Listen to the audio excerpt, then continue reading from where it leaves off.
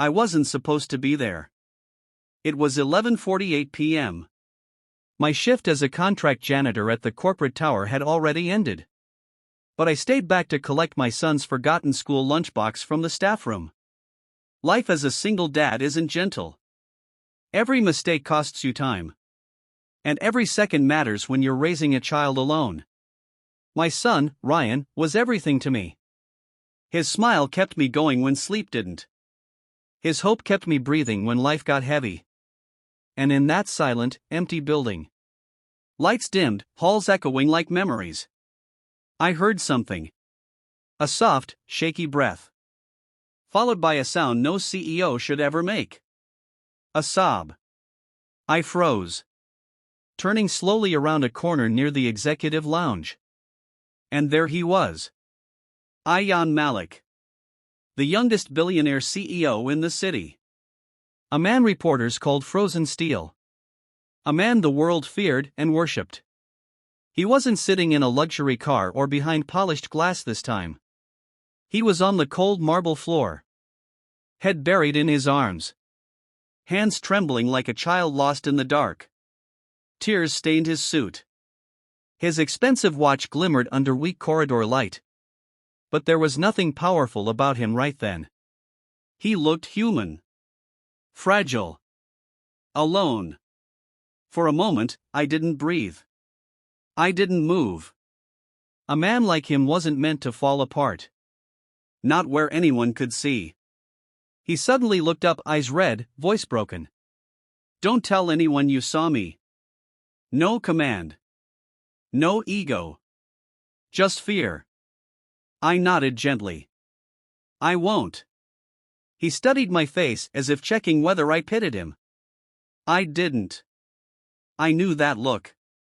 I had worn it the night my wife passed away, leaving me with a toddler and a future that felt like a grave. We don't cry because we're weak. We cry because we've been strong too long. And before he could gather himself, I set Ryan's small lunchbox down and whispered, "Even mountains collapse sometimes. Doesn't make them any less mighty." He didn't reply. But a tear rolled again, quiet, defeated. And in that moment, the richest man in the city and a broke single dad were just two tired souls, carrying more than the world knew. Little did I know. That midnight moment would rewrite my life. The next morning, the building buzzed as usual. Bright suits, polished shoes, whispers about profits and power. But I remembered the man I saw last night. Not the headlines, not the cold eyes in boardrooms, but the broken voice that begged for silence. I had promised him. Ryan stood beside me, clutching his tiny backpack, still sleepy. He came with me before school every day. Childcare was luxury, and life didn't hand me luxuries. As I cleaned the lobby, Ayan entered, surrounded by executives like soldiers. No one looked at him, they admired him. No one noticed his eyes were swollen, I did. Our eyes met. Just for a second. No words. Just recognition. A silent nod between two men holding worlds on their shoulders. Later, I found a note slipped under my cleaning station clipboard. Thank you. Not many people know what pain looks like. A.M. Simple. Raw. Human.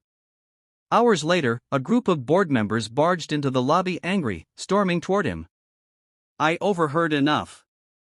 Profits are falling. We need harsher layoffs. You're too emotional to lead now. And there it was, the truth behind the tears. The world didn't want him human. It wanted him unbreakable. My instinct whispered.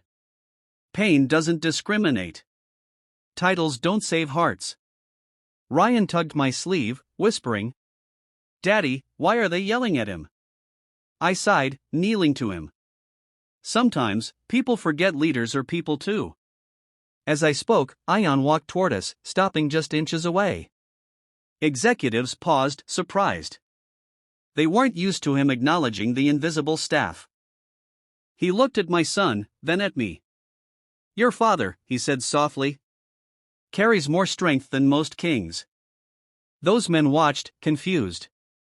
They didn't understand what strength meant outside money and power. I didn't know why. But I placed a hand over my heart. And quietly said, "And so do you." His eyes softened just a flicker. Enough to say thank you. Enough to show he remembered last night. Not a CEO and a janitor. Just two fathers trying to survive their storms. That day, he didn't lose his company. He didn't break. And I realized something. Sometimes we see someone fall. Not to judge them, but to catch them in silence. Because the strongest hearts are those that understand pain exists everywhere. In palaces and basements. In boardrooms and broom closets. And sometimes, all a person needs is one witness to remind them they are not alone.